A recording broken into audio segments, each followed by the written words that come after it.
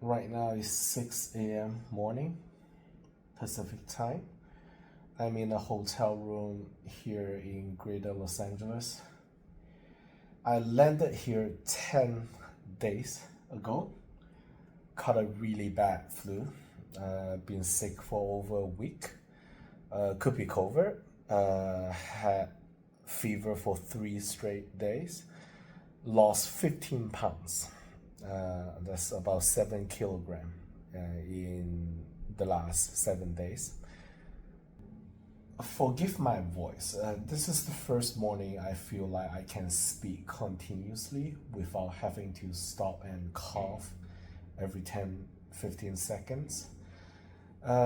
Let me show you guys something, okay?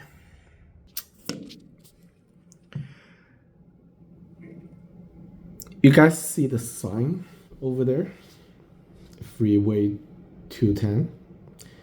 So the fire was just across that freeway. So about 5 minutes driving distance from here. The Eaton fire. You guys can check the Los Angeles fire map. The hotel lobby was filled with locals running away from the fire. Lots of them do not have fire insurance on their house. Insurance companies only insure houses with a lower risk of fire.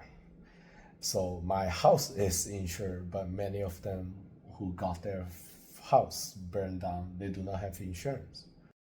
Okay, check this out, guys. Fires happening at that massive structure, black trucks pulling up, and the governor, Newsom, is right there inspecting the damage.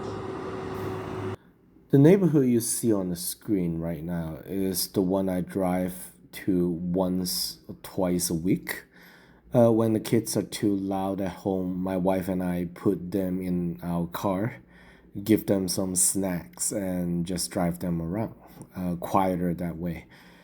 When the dust settles down, I will do a drive around there again, see what is left. This is Highway 1 near Santa Monica, Malibu. I have many friends who got their MBA degree in Pepperdam University, just around the corner here. We drive around this neighborhood several times a year, get some fresh air, enjoy some local restaurants. A lot of business shut down in this area even before the fire due to constant shoplifters.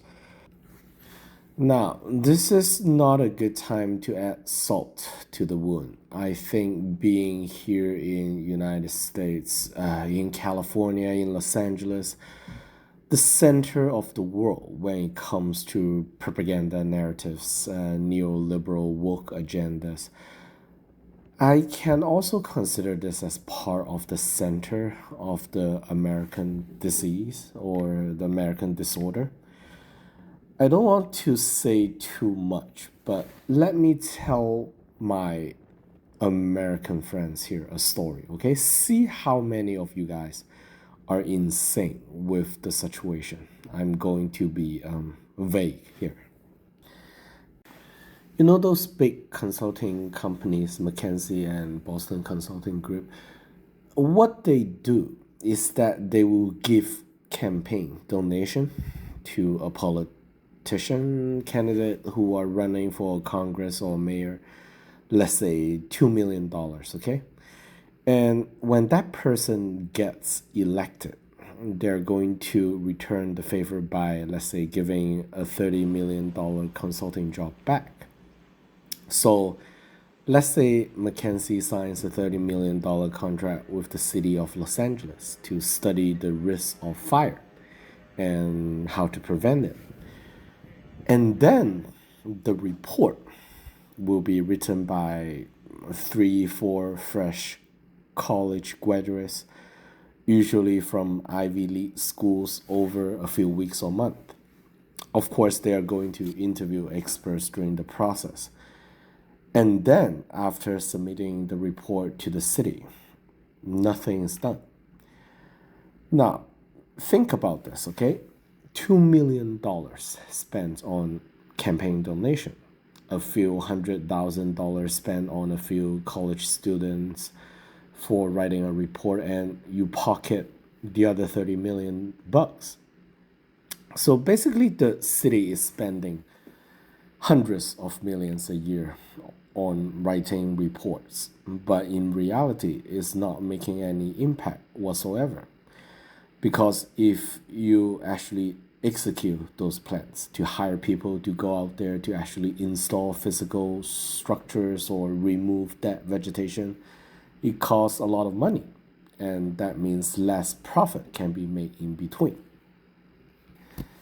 And when you duplicate that a few hundred times, maybe a few thousand times into different sectors, you get the pictures of how Los Angeles is being run, or maybe many parts of America. Same with COVID.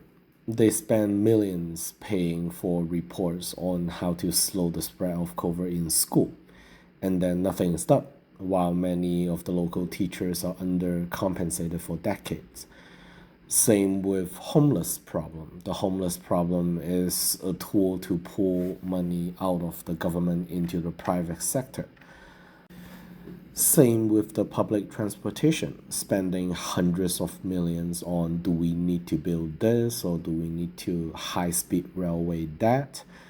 And at the end, not a meter of railway was built. In China, probably would be up and running by now.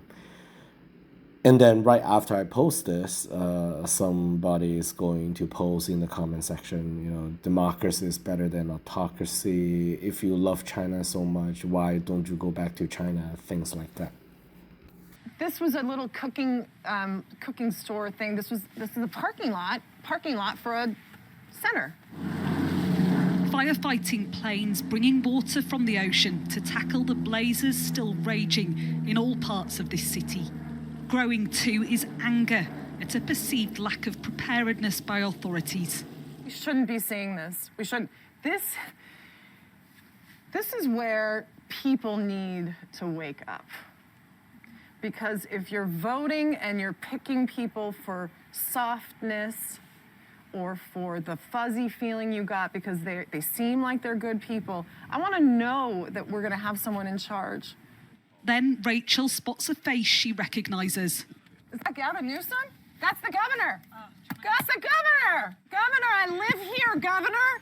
That was my daughter's school, governor. Please tell me what you're going to do. I'm not going to hurt him, I promise. I'm literally talking to the president right now to specifically answer the question of what we can do for you and your daughter. Can I hear it?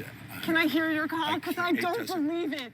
California Governor Gavin Newsom is being criticised by some for water mismanagement as hydrants ran dry while fires multiplied. So I have to get cell service. So let's get it. Let's get it. I want to be here when you call the president. I appreciate it. I'm doing that right now. And it's to immediately get reimbursements, individual assistance, and to help you. I'm devastated for you. I'm so sorry, especially for your daughter. I have 4 kids.